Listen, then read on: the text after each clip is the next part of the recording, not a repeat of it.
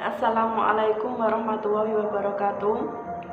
Saya Rica Fitriani, NIM 73. Di sini saya akan mempresentasikan jawaban dari tugas UAS Manajemen Pembiayaan Bank Syariah. Langsung saja, yang pertama yaitu pengawasan pasif dan pengawasan aktif.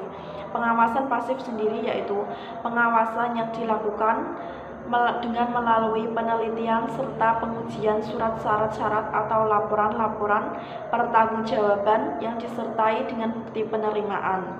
Misalnya menganalisis laporan keuangan, laporan stok barang dagangan, dan laporan kegiatan usaha yang disampaikan oleh nasabah kepada bank.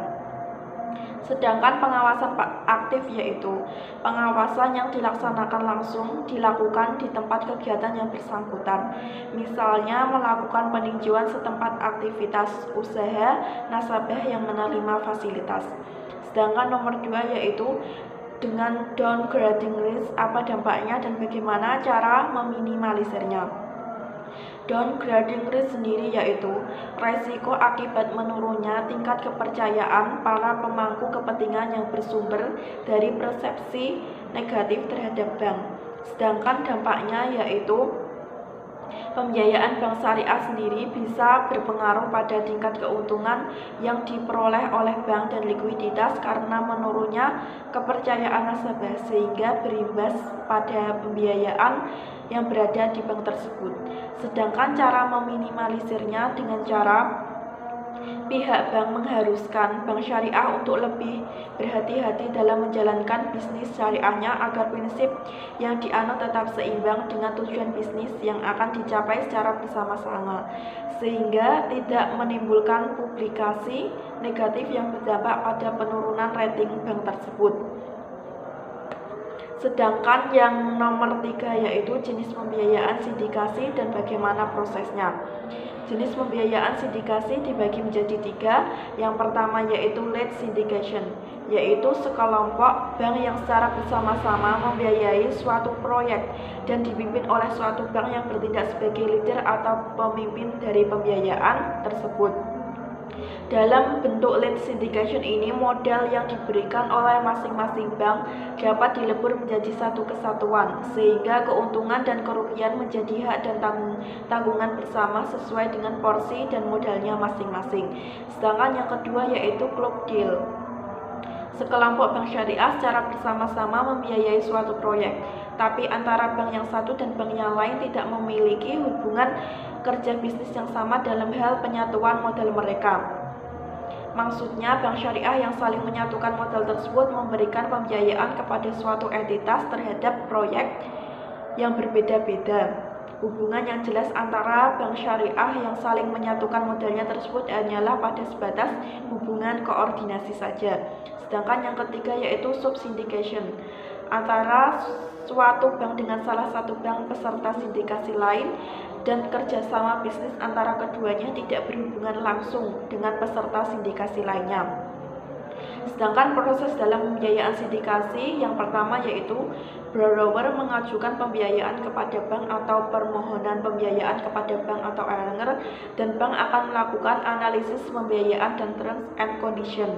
Sedangkan yang kedua yaitu berdasarkan negosiasi, bank akan memberikan jawaban dalam bentuk penawaran atau offer letter. Sedangkan yang ketiga, apabila surat penawaran tersebut sekaligus juga berlaku sebagai surat persetujuan dan borrower setuju akan penawaran bank tersebut, maka surat penawaran berubah menjadi surat mandat yang diberikan kepada bank. Sedangkan yang keempat yaitu bank akan melakukan invitation kepada bank-bank yang akan menjadi peserta. Sedangkan yang kelima yaitu setelah bank-bank tersebut setuju untuk ikut dalam pembiayaan sindikasi, maka proses selanjutnya adalah melakukan alokasi penyertaan final dari masing-masing peserta. Alokasi penyertaan tersebut merupakan tugas arranger. Sedangkan yang keenam yaitu setelah itu dilakukan dokumentasi pembiayaan, penandatanganan akad pembiayaan oleh setiap peserta pembiayaan sindikasi. Sedangkan yang ketujuh yaitu publikasi dilakukan oleh arranger, dan yang kedelapan yaitu pelaksanaan pemberian pinjaman dilakukan oleh facility agent. Sedangkan nomor 4 yaitu apa kewenangan Basyarnas dalam menyelesaikan sengketa pembiayaan. Basyarnas mempunyai wewenang menangani sengketa masalah bisnis syariah dengan cara perdamaian, menyelesaikan masalah bisnis dengan hukum Islam, menyelesaikan sengketa antara masyarakat dengan nasabah bank dan bank syariah, dan menyediakan penyelesaian secara sederhana terhadap penyelesaian muamalah atau perdagangan industri dan lainnya. Sedangkan yang terakhir yaitu persaingan pembiayaan sangat ketat. Dengan hadirnya pembiayaan online bank syariah maupun konvensional, bagaimana strategi bank syariah dalam menghadapi persaingan pembiayaan online?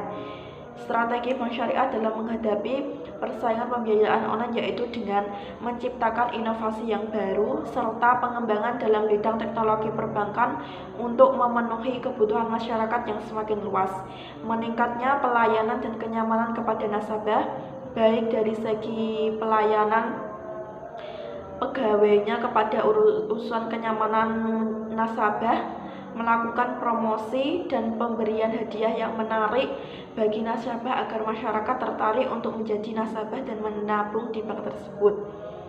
Demikian prestasi dari pemaparan jawaban tugas UAS. Wassalamualaikum warahmatullahi wabarakatuh.